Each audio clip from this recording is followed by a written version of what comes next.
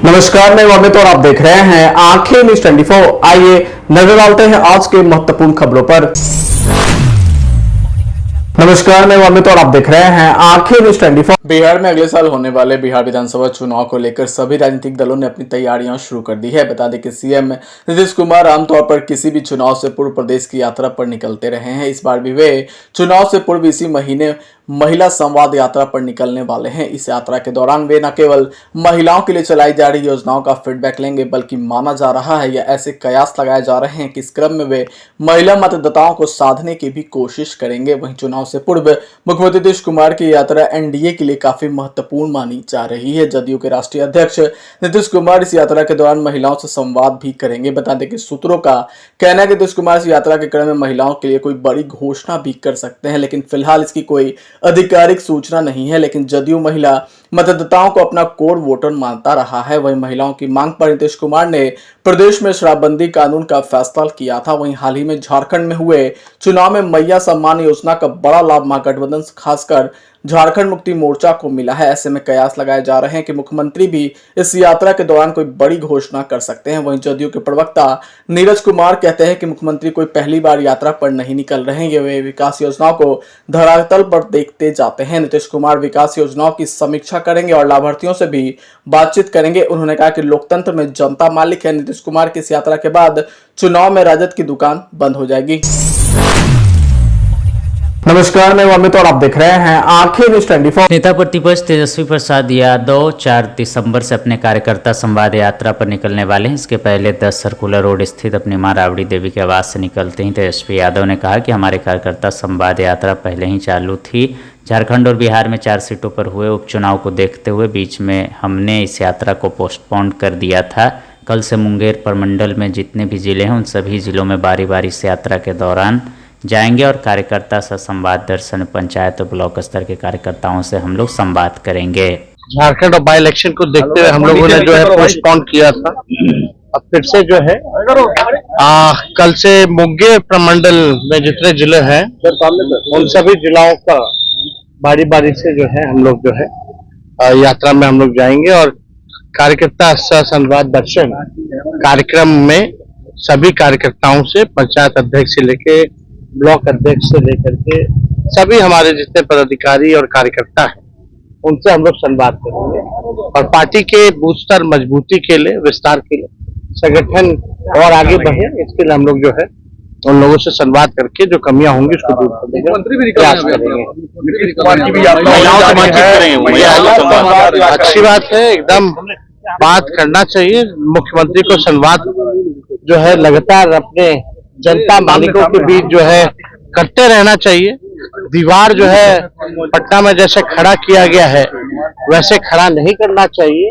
अच्छा है जा रहे हैं, लेकिन एक आश्चर्य की बात है कि अगर मुख्यमंत्री को अपने मालिक जनता से ही बात करना है, संवाद करना है, तो 200 करोड़ से भी ऊपर की राशि कहां खर्च होगा? 250 करोड़ 200 करोड़ जो भी राशि है आखिर वो किस लिए? क्या एक मुख्यमंत्री को अपने बिहार के नेता को जनता से बात करने के लिए, संवाद करने के लिए 250 करोड़ रुपए खर्च होते हैं? ये बड़ा सवाल है कि आखिर 250 करोड़ रुपए की ये जो राशि है केवल संवाद के लिए।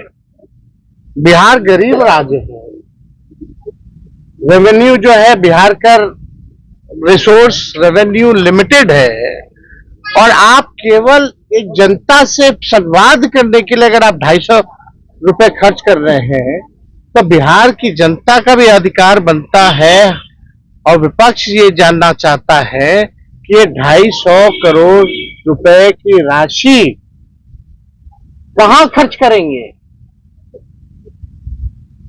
आप बताइए, आश्चर्य नहीं लगता? हम लोग भी संवाद करते हैं, लालू जी भी सरकार में रहे, राबड़ी देवी जी भी सरकार में रहे, कभी भी संवाद के लिए 250 करोड़ रुपया तो खर्चा नहीं किया गया। एक तरफ बिहार हम लोग जो है विशेष राज्य का दर्जा का मांग कर रहे हैं, अब आप केंद्र में चले गए, सरकार में हैं, तो आप भूल गए विशेष राज्य के दर्जे को बिहार को, और ऊपर से गरीब राज्य है बाढ़ आता है, सेंट्रल गवर्नमेंट जो है बाढ़ के लिए राहत के लिए पैसा नहीं देती है, अब मुख्यमंत्री को संवाद के लिए 250 करोड़ रुपया देना पड़ जाता है। ये तो ताजुब की बात है। बिहार में आदरणीय नीतीश कुमार जी को खाली आगे मुखौटा बना दिया गया है, इनसे बिहार चल नहीं रहा है।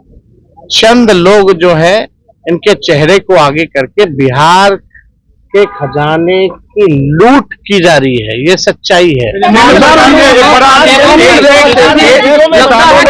किसानों ने एक बड़ा आंदोलन केंद्र सरकार के खिलाफ दिल्ली में खड़ा कर दिया है, क्या कहेंगे सर?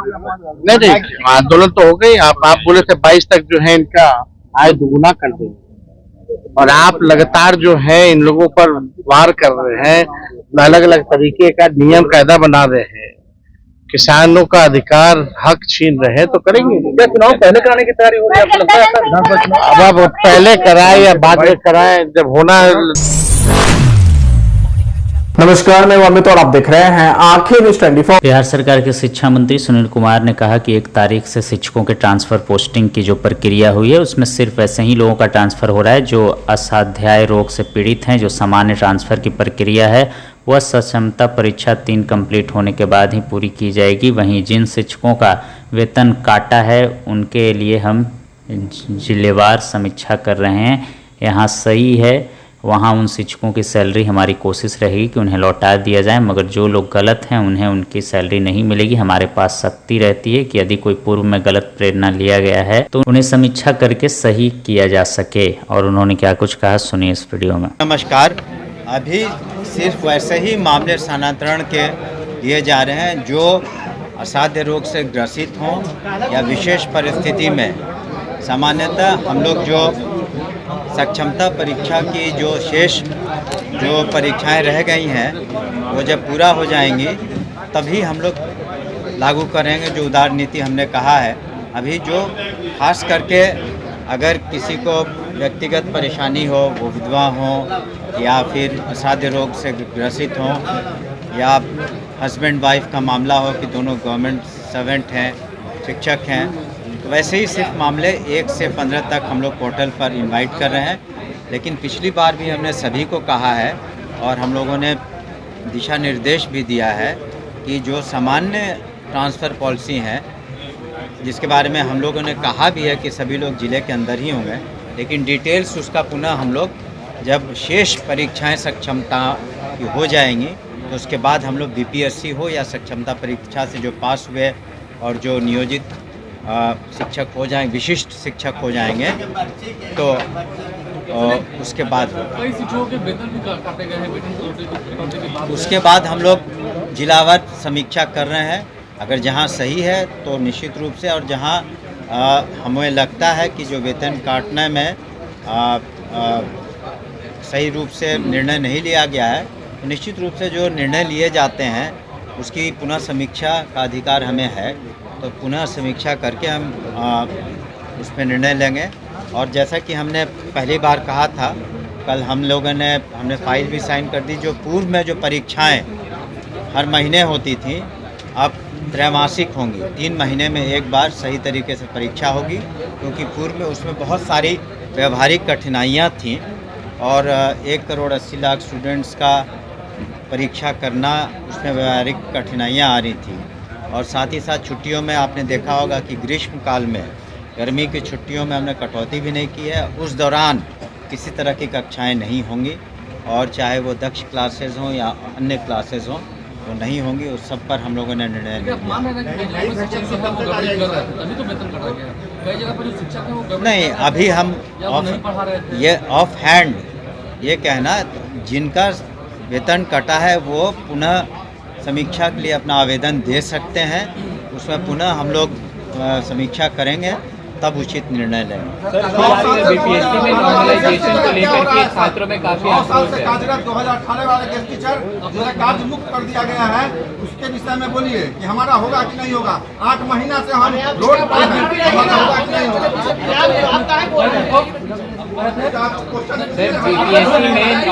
बीपीएससी में नॉर्मलाइजेशन को लेकर के छात्रों में काफी आक्रोश है। बीपीएससी नॉर्मलाइजेशन में काफी आक्रोश है बच्चों में। अब जो भी पिटीशन वगैरह इस संबंध में हम लोग निश्चित रूप से बीपीएससी को से कंसल्ट करेंगे, जो उचित कार्रवाई है वो हम लोग करेंगे।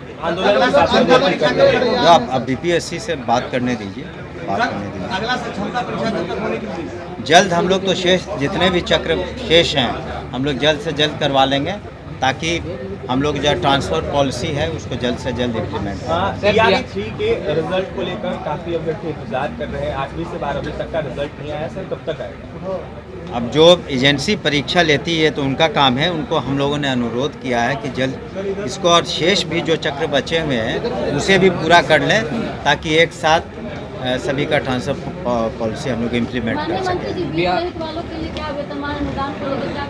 देखिए, वित्त रहित जहाँ तक स्कूल्स हैं, जो अहर्ताएँ पूरी जिन लोगों ने नहीं किया था तो उनके जो मान्यता थी सस्पेंड की गई थी, वो टेम्पररी पर है, और जैसे जैसे लोग अहर्ताएँ पूरी कर रहे हैं उसको पुनः हम लोग निरीक्षण करके पुनः उनको हम जो अनुदान है दे रहे हैं।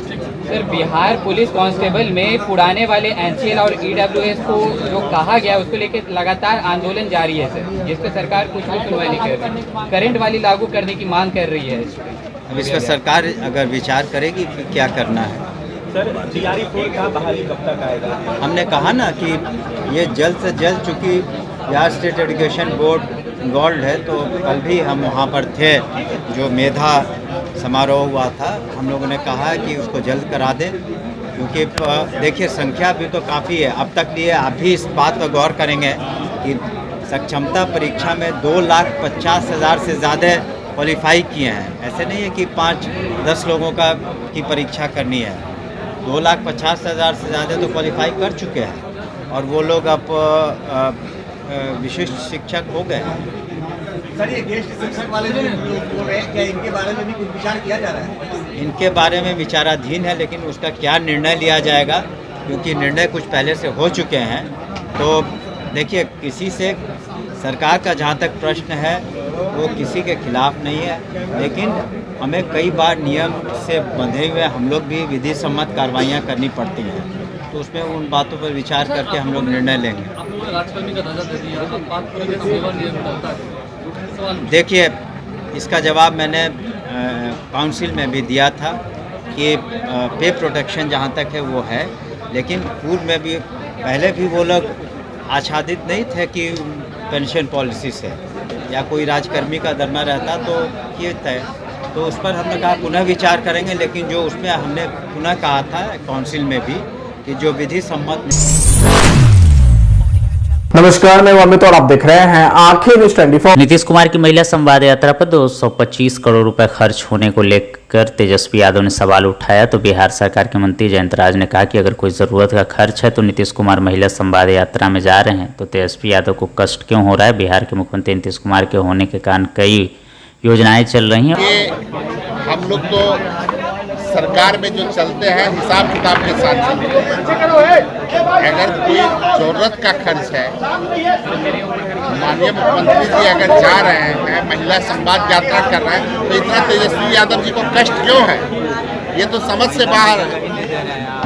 बिहार के मुख्यमंत्री हैं, बिहार के मुख्यमंत्री होने के नाते अगर विकास की जो योजनाएं चल रही है, हम जनसभा जो भी सरकार की योजनाएं चल रही है, वो सारी योजनाओं का फीडबैक लेने के लिए माननीय मुख्यमंत्री तो लगातार यात्रा कर रहे हैं, तो उनको इसका कष्ट क्यों है समझ से बाहर।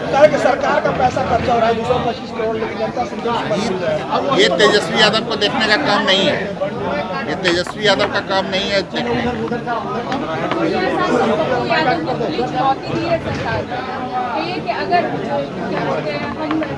इस्तीफा दे देंगे अगर वो कुर्सी पर से हटकर लड़ाई करें। कौन सी का इस्तीफा दे देंगे?